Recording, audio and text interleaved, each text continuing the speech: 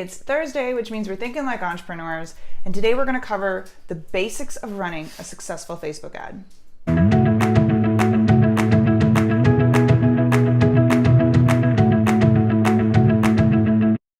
Hey, I'm Erin Smith of the Starters Club and the Entrepreneur Summit, and welcome to another episode and season of Think Like an Entrepreneur Thursday.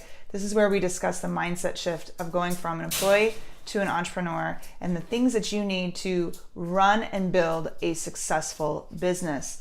So today we're going to talk about one of the biggest topics out there, Facebook ads. When I talk about Facebook ads, I'm talking Instagram too, just because they are owned by the same thing, but social ads in general. How do you do this successfully? And here's the deal. There's a very low barrier of entry on these. So they're not that hard to run. They're really cost effective. And because of that, there's a lot of people that just jump right in and start running with them. And the problem is, even though they're cost effective, if you're wasting money, that's bad. I don't care if it's $10, $20, $100, or $200,000, whatever money that is being wasted in your business is not good. So I don't care where you are in your business, you really want to be as effective as you possibly can with all of your resources and your time and money. So let's talk about Facebook ads for a moment and how we can be as effective as we possibly can with running these ads. So we have the ad, right? And that's the one thing people run. They have this great ad. They get in front of an audience. I'm not going to go into the basic components of, how to do your audience, how to write the copy, all of that. But so many times they just run an ad and send them to a website, and that's it.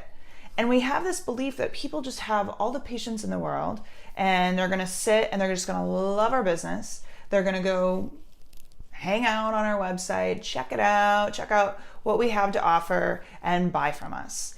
And it's just simply not the case. You have a matter of seconds and really to pique someone's interest and get them on board.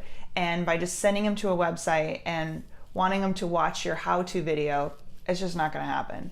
So how exactly do we do that? First, we have got to create some sort of incredible offer. All right, people, they're getting bombarded left and right with all different kinds of information and offers. So your offer or the information you're adding, the value you're adding really has to be out of the park and it has to be just amazing, and it really has to pertain and be relatable to them. You really have to act like you know them, and the offer is something that they're like, yes, I want this. Think about, just for a moment, take a moment and think about all the ads that you see as you're scrolling through social media.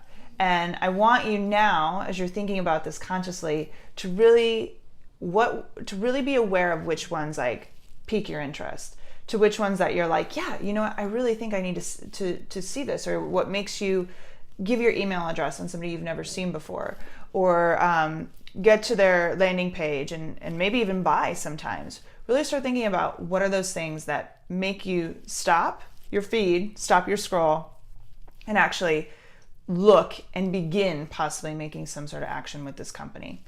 All right, so we got the offer.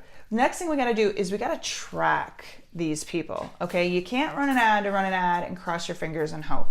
You've got to track some way in some sort. Now, there's various ways to track. You could do a value ad and just simply track maybe who's watching your video or who's interacting with you on your page and build an audience based on that. You could track via pixels. So who's going to your website, who's actually giving you their email address, who's not. You can track via email addresses or purchases, who's actually giving you pieces of information of them that you can go further with. But you can't just run an ad without knowing who's doing what. All right, you've got to track some way, somehow, and have that part of your strategy. And the other piece is your follow-up strategy. So what do you need to do once that interaction begins? So once they watch a video, you're tracking that audience, then what do you do? Do you follow up with them with another video, with a potential offer? Once they've given you your email address, what do you do? I've worked with clients where they've been like, well, right now we just want to collect some emails. We're going to let them sit there for a few months, and then we're going to do something. And that's a huge, huge, huge mistake, because people will forget you. People will forget you if you take a couple days to email them back. People will forget you even if they're just, you take a week, 2 weeks. I mean, it's obvious. You've got to be very interactive with them, even if it's Messenger, whatever it is you're using to interact.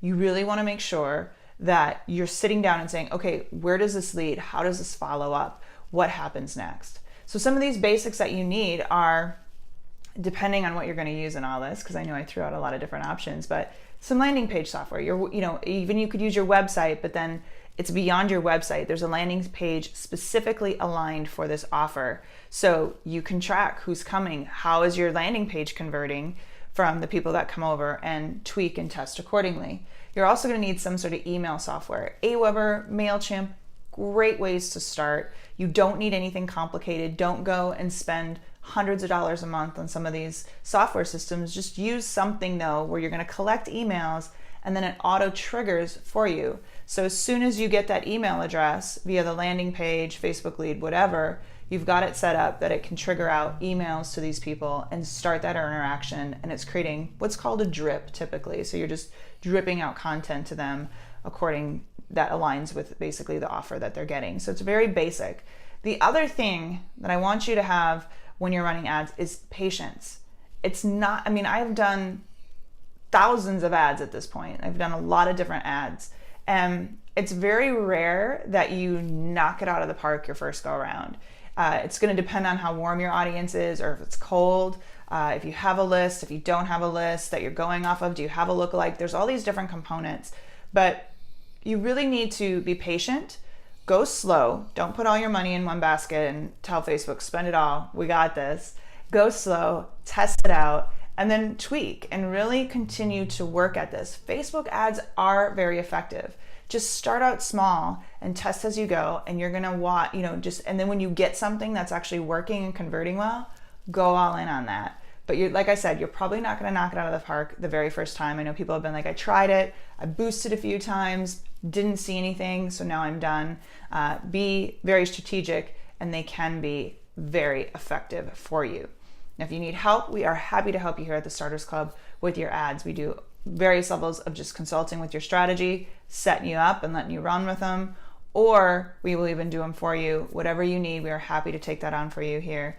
But just if you're going to do them yourself, there's nothing wrong with doing them yourself. Just be slow, be steady, and make sure you're testing out and having these various components for your ads. As always, thank you so much for watching. We're so happy you're here. And we'll be back every Thursday where we are thinking like entrepreneurs.